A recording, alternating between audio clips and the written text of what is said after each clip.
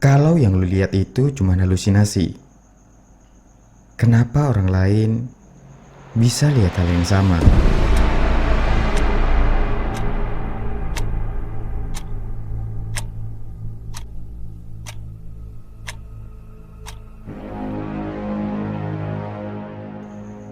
Cuy, ada satu tempat di setiap gedung yang kelihatannya tuh paling aman, tapi justru paling gak enak buat sendirian.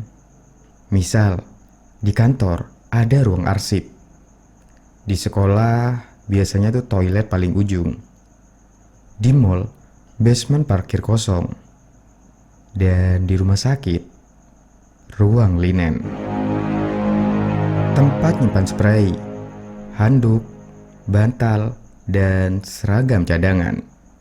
Harusnya sih jadi tempat yang paling normal, paling gak ada cerita serem. Ya karena cuman kain aja. Tapi anehnya, hampir semua perawat yang pernah gue kenal punya satu cerita yang gak enak tentang ruang linen. Karena biasanya itu tempat yang kecil, tertutup, sepi. Dan kalau lu sendirian di sana, lu bakalan sadar satu hal. Kalau ada sesuatu di ruangan itu bareng lu, dan lu itu gak punya tempat buat kabur. Malam ini cuy, kita masuk ke titik di mana semuanya mulai berubah. Malam ketika perawat itu pertama kali ngerasa dia itu gak sendirian. Padahal seharusnya dia itu sendirian. Setelah percakapan aneh sama Lena dan teman sekamarnya, shift malam masih lanjut. Waktu itu jam sekitar 2 lewat, hampir mendekati jam 3. Dan di jam segitu cuy, rumah sakit tuh kayak masuk dimensi lain. Lampu tetap nyala, mesin tetap bunyi, tapi rasanya semuanya melambat. Waktu itu dia lagi duduk di nurse station, lagi nulis laporan obat. Tapi pikirannya itu gak fokus. Di kepalanya itu cuman muter satu kalimat. Dia selalu datang sebelum seseorang pergi.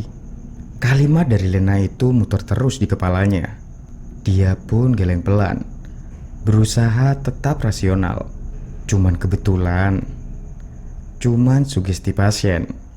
Dan mungkin cuman gue lagi capek. Si perawat itu cuy, udah kerja bertahun-tahun, udah lihat pasien meninggal, udah lihat keluarga nangis, dan udah lihat hal yang paling berat. Tapi kali ini beda. Ini ngasih rasa gak enak yang gak pernah bisa dijelasin. Untuk ngusir pikiran aneh tersebut cuy, si perawat ini mencoba fokus ke kerjaannya. Dia cek chart, isi log, dan ambil stok. Troli linen mulai kosong. Dia itu harus ambil stok baru. Dan satu-satunya tempat buat itu ruang linen di ujung lorong. Dia pun berdiri, ambil troli kosong, kemudian dorong pelan ke ujung lorong. Bunyi roda troli menggema di lorong yang sepi. Lampu neon putih kesannya dingin, flicker dikit di ujung lorong. Lorongnya itu seakan panjang dan sepi. Dan di ujung lorong itu ada pintu kecil bertuliskan linen room. Dia pun buka pintu tersebut, kemudian masuk dan nyalain lampu di ruangan tersebut. Ruangannya tuh kecil, ada rak tinggi, tumpukan spray putih, handuk, dan bantal. Aroma deterjen dan kain bersih harusnya sih menenangkan ya. Dia pun masuk sambil narik trolinya dan kemudian menutup pintu ruangan tersebut. Sekarang, perawat itu sendirian di ruangan itu. Dan anehnya, setelah pintu ketutup, suara dari luar ruangan itu seakan mendadak menghilang. Sunyi total. Bahkan bunyi mesin di lorong hampir gak kedengeran. Dia pun mulai ambil spray, melipatnya dan menyusunnya di dalam troli. Rutinitas itu seakan jadi gerakan otomatis. Dan beberapa menit kemudian, ada suara kecil, kayak kain geser atau sesuatu yang jatuh pelan. Dia pun berhenti dan refleks noleh. Dan ternyata rak di belakang dia itu masih tetap sama. Cuman kain. Mungkin jatuh sendiri ya. Gedung rumah sakit lama. Rak juga lama. Ya masuk akal. Akhirnya dia pun ngelanjutin pekerjaannya. Ambil spray, ngelipatnya, dan menyusunnya ke dalam troli. Beberapa detik kemudian, ada suara lagi. Tapi kali ini lebih jelas, kayak langkah kecil yang nyeret. Dia pun kembali langsung nengok, dan ternyata kosong. Cuman ada rak, spray, handuk. Gak ada siapa-siapa. Jantungnya mulai berdetak kencang, tapi dia masih berpikiran rasional. Mungkin troli. Mungkin juga suara sepatu gue. Dia pun tarik nafas panjang dan ngelanjutin pekerjaannya. Akhirnya troli itu pun hampir penuh. Dia lipat lagi spray terakhir. Dan di detik itu, dia mulai ngerasain sesuatu. Di bahunya ada sesuatu yang berat. Dan itu kerasa jelas banget. Kayak tangan seseorang yang lagi megang bahu dia dari belakang. Bukan sentuhan yang ringan, tapi megang. Jari-jarinya itu terasa. Tekanan orang megang juga sangat terasa. Dan akhirnya dia pun refleks langsung loncat ke depan dan sambil teriak. Dan saat dia nengok ke belakang, lagi-lagi kosong. Gak ada siapa-siapa. Rak masih tetap. Spray juga masih tetap. Dan pintu ruang linen tersebut masih tertutup rapat. Jantungnya langsung berdetak kencang. Tangannya langsung dingin. Dia pun berdiri kaku. Otaknya seakan kosong seketika. Barusan apa ya? Dia pun sentuh baunya sendiri. Dan itu masih kerasa bekas tekanan yang tadi. Dan itu bukan halusinasi. Dan bukan pula sensasi saraf random. Itu kayak bener-bener ada tangan yang megang bau dia. Dia pun langsung buka pintu. Langsung ngeliat ke lorong. Dan lorongnya itu masih tetap sepi dan sunyi. Dia pun mastiin keluar dari ruangan tersebut setengah badan. Nengok kanan dan kiri. Gak ada perawat. Gak ada pasien yang keluar kamar. Dan gak ada siapa-siapa. Cuman lorong panjang yang kosong dan sepi. Dia pun berdiri terdiam beberapa detik dengan nafas yang pelan. Lu itu capek. Lu kurang tidur. Dan cuman sugesti. Dia ulang kata itu di kepalanya. Gak ada pilihan dan kerjanya pun harus dia lanjutin. Dia balik masuk ke ruangan linen tersebut dan menutup pintunya lagi. Dan sekarang ruangan linen tersebut terasa beda. Masih sama, rak yang sama, lampu yang sama, spray yang sama. Tapi rasanya kayak ada sesuatu yang nunggu. Dia pun coba fokus, nyusun spray terakhir. Tapi kali ini, punggungnya itu terasa dingin. Kayak ada yang berdiri tepat di belakang dia. Dia pun saat itu gak berani nengok langsung. Cuman bisa mempercepat gerakan.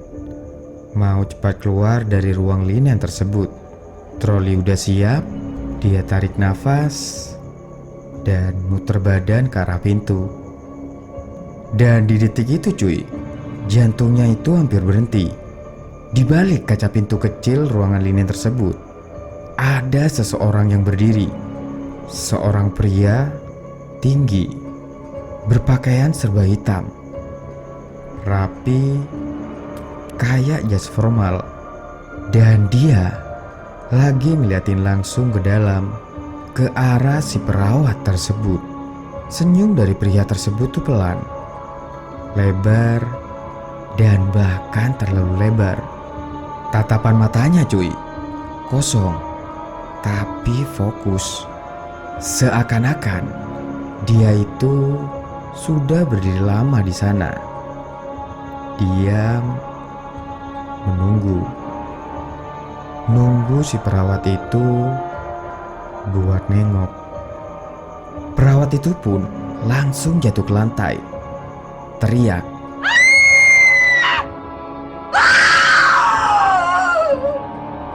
Teriakan yang spontan dan gak bisa ditahan. Troli jatuh dan spray pun berantakan. Si perawat itu mundur sambil merangkak dan tatapannya gak lepas dari pintu. Dan sosok itu masih ada di sana, masih tetap senyum. Dan kemudian pelan-pelan kepalanya itu miring dikit demi sedikit, seperti lagi mengamati. Dan detik berikutnya, sosok itu geser keluar dari jendela kaca dan hilang begitu aja.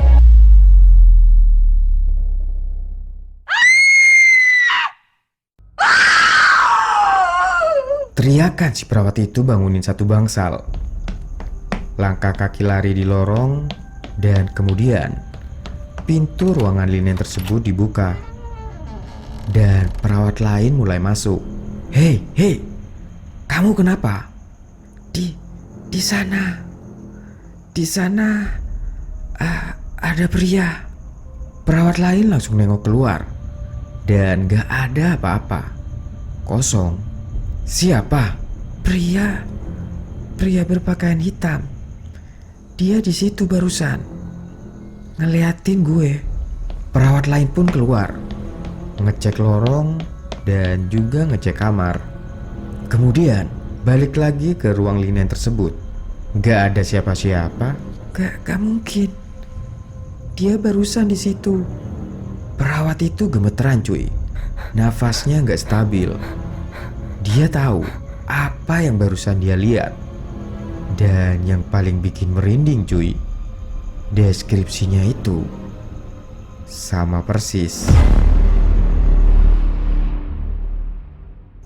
Beberapa menit kemudian, setelah si perawat ini agak tenang, ada suara dari kamar Lena. Sebuah teriakan kecil. Dia dan perawat lainnya langsung lari ke ruangan Lena tersebut. Lena saat itu udah duduk di ranjang, dan dia itu kelihatan sangat panik. Dia masuk. Dia sekarang di lorong. Perawat itu langsung merinding ngedenger ucapan dari Lena. Dan perawat itu mulai nanya pelan, Bu, Ibu Lena, pria itu dia pakai pakaian hitam. Lena langsung nengok ke perawat tersebut, natap perawat itu dengan lama. Ekspresi Lena langsung berubah, fokus dan kelihatan amat sangat sadar. Bagaimana kamu tahu? Mendengar pertanyaan tersebut, dunia seakan langsung sunyi. Dan perawat itu lanjutin pertanyaannya. Dia senyum ya Bu. Wajah Lena saat itu langsung pucat dan tangannya langsung nyengkram si tangan perawat. Kamu juga lihat dia sekarang? Dan di detik itu cuy, semua potongan kejadian malam itu nyambung, suara, sentuhan, sosok di kaca, cerita Lena, dan catatan pasien yang lama. Dan itu semua bukan kebetulan.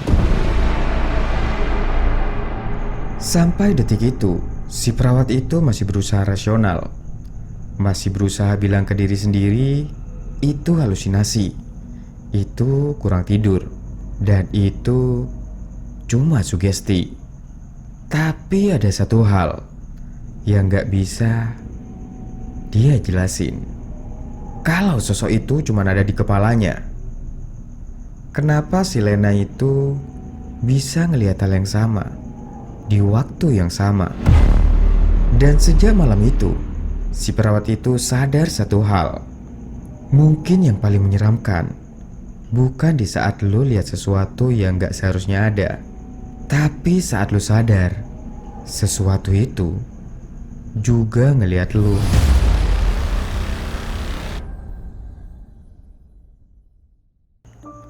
Sebelum berpisah, jangan lupa like dan share video ini. Dan jangan lupa juga klik tombol subscribe dan lonceng notifikasinya agar tidak ketinggalan video-video selanjutnya. Gue Mo, see you next time and peace out.